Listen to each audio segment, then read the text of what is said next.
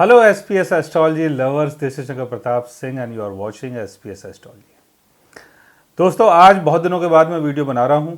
थोड़ा बिजी था और गले में भी थोड़ी बहुत प्रॉब्लम थी, तो फाइनली अब जाके थोड़ा बहुत ठीक हुआ हूँ। तो आज का जो हमारा टॉपिक है वो राहु के ऊपर है कि जब राहु की दशा चलती है, जब राहु का पीरियड चलता है, तो हम राहु की दशा से कैसे बेनिफिट निकाल सकते हैं।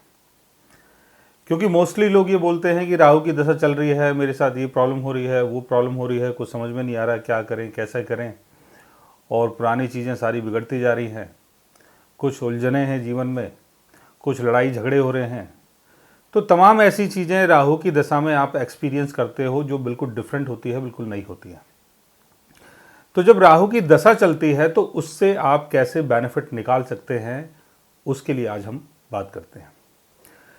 देखिए, राहु जो है वो हमारे फ्यूचर को रिप्रेजेंट करता है, यानी जो भी आगे होने वाली घटनाएं हैं और जिस तरफ हम बढ़ रहे हैं वो सब राहु है। राहु का मतलब नई सोच से है, नए इन्वेंशन से है, नई खोज से है, और कुछ भी जीवन में अगर कुछ डिफरेंट हो रहा है, नया हो रहा है, वो सब राहु की देन है।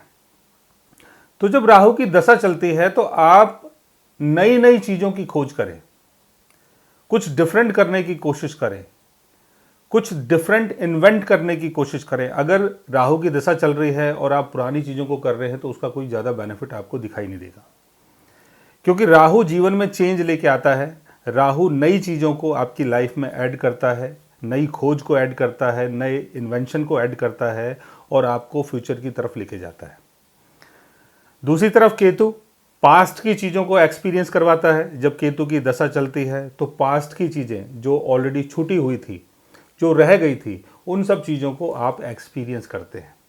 यानी केतु की दशा में भी चेंज आता है, लेकिन वो जो चेंज होता है वो पास्ट के लिए होता है। प्रेजेंट की चीज़ों से पास्ट की तरफ केतु आपको लेके जाता है, और दूसरी तरफ राहु प्रेजेंट से फ्यूचर की तरफ आपको लेके जाता है। तो ये दोनों जो डिफरेंस है इन दोनों के बीच में, दोनों प्लैनेट्स के बीच में, इसको समझ लेना बहुत ज़रूरी है। अब राहु की दशा चल रही है, आप पुरानी चीज़ों को कर रहे हैं, पुरानी चीज़ों में टाइम बर्बाद कर रहे हैं, उसका कोई ज़्यादा बेनिफिट आपको देखने को नहीं मिलेगा। अगर आप एक साइंटिस्ट हैं, अगर आप कुछ इन्वेंट करना चाहते हैं, अगर आप एक अच्छे प्लेयर हैं, कुछ नई ऐसी खोज करना चाहते हैं कि जो गेम के अंदर एक नए स्टाइल को जोड़ दे, एक नई चीज़ को जोड़ दे, अगर आप मान लो फिल्म एक्टर हैं, कुछ नया इन्वेंट करना चाहते हैं, अपनी स्टाइल के अंदर कुछ नई चीज़ ऐड करना चाहते हैं, तो उसके लिए बहुत अच्छा योग आपके बर्थ चार्ट में चलता है जब राहु की दशा चलती है। तो राहु की दशा में हर चीज़ नई करने की कोशिश करें। कहीं बाहर जाना चाहते हैं, डिफरेंट कंट्री में जाना चाहते हैं, या डिफरेंट शहर में जाना चाहते हैं, घूमना चाहते हैं, नई चीज़ों को एक्सप्लोर करना चाहते हैं, ये सारी चीज़ आप राहु की दशा में कर सकते हैं।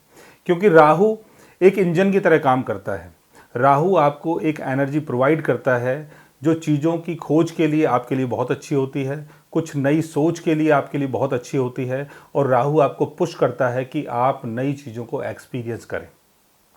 लेकिन मोस्टली ये देखा जाता है कि इंसान पुरानी चीज़ों को ही सोचता रहता है, पुरानी चीज़ों को ही करता रहता है। काम धंधा कर रहे हैं, उसमें डाउनफॉल आ रहा है तो आप सोचेंगे कि यार ये काम धंधा क्यों नहीं चल रहा है, अब क्या करें कैसे करें। अगर राहु की दशा चल रही है, कोई भी बिजनेस आप कर रहे हैं, कहीं जॉब कर रहे हैं, कुछ नया कर रहे हैं, तो आप उसमें कुछ चेंज करने की कोशिश करें, कुछ नया करने की कोशिश करें। राहु आपको शाइन करना चाहता है, राहु आपको चमकाना चाहता है, राहु आपको दुनिया के सामने डिफरेंट तरीके से दिखाना चाहता है।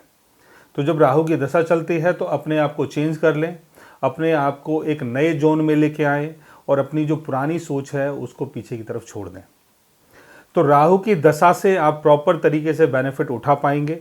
और दूसरी बात ये भी है कि कई बार राहु की प्लेसमेंट तो बहुत अच्छी होती है, लेकिन राहु जिस राशि में बैठा हुआ है उस राशि के लॉर्ड की प्लेसमेंट अच्छी नहीं होती है। कई बार उस राशि का जो लॉर्ड है वो अपने कंबशन में होता है, डैबिलिटेशन में होता है, और मैलेफिक प्लैनेट से कई बार घिर जाता है। जैसे शनि के साथ उसकी प्लेसमेंट हो गई, केतु के साथ प्लेसमेंट हो गई, या उसकी प्लेसमेंट 6th हाउस में है, 8th हाउस में है, 12th हाउस में है। बट अगर 6th हाउस, 8th हाउस, हम 12th हाउस की बात करते हैं तो कई बार जो प्लैनेट्स होते हैं वो 6th house, 8th house, 12th house के थ्रू भी हमें बेनिफिट देते हैं। वो बेनिफिट इसलिए देते हैं कि उनके लॉर्ड्स की पोजीशन बहुत अच्छी होती है। तो इस चीज़ को समझ लेना भी बहुत ज़रूरी है कि राहु जिस राशि में बैठा हुआ है उसके लॉर्ड की पोजीशन आपके बर्थ चार्ट में कैसी है। अगर उसके लॉर्ड की पोजीशन भी वीक है तो राहु की दशा में आपको ज़्यादा बेनिफिट नहीं होता है। जैसे राहु जिस राशि में बैठा हुआ है उसका लॉर्ड अगर कंबस्ट हो गया है, राहु की दशा चल रही है, आप कोशिश कर रहे हैं, चीज़ें नहीं मिल रही है, या उसका लॉर्ड अगर 6th हाउस में, 8th हाउस में, 12th हाउस में है और 6th house, 8th house, 12th house के लॉर्ड्स भी अगर उसको सपोर्ट नहीं करते हैं तो यहाँ राहु की दशा भी आपके लिए कुछ ज़्यादा नहीं कर पाती है। इसलिए ज़्यादातर ये देखा गया है कि बहुत सारे लोगों के जीवन में राहु की दशा आती है, वो ज़्यादा कुछ कर नहीं पाते हैं, और कुछ लोगों की लाइफ में राहु की दशा आती है और वो जीवन में अपने चरम सीमा यानी हाईएस्ट मुकाम में पहुंच जाते हैं। सो गाइज, आज मैंने आपको बताया कि राहु की दशा से आप कैसे बेनिफिट उठा सकते हैं। अगर आप भी जानना चाहते हैं अपने राहु के बारे में या राहु से जुड़ी हुई किसी चीज़ के बारे में, तो उसके लिए आप हमारे चैनल को सब्सक्राइब कर सकते हैं। और अगर आप हमसे बात करना चाहें, कंसल्ट करना चाहें, पर्सनली हमसे मिलना चाहें, तो आप हमारी वेबसाइट के थ्रू, हमारे ऐप के थ्रू हमसे मिल भी सकते हैं, बात भी कर सकते हैं, और गाइज आप हमसे कंसल्ट भी कर सकते हैं। So guys, take care, love you all and good bye.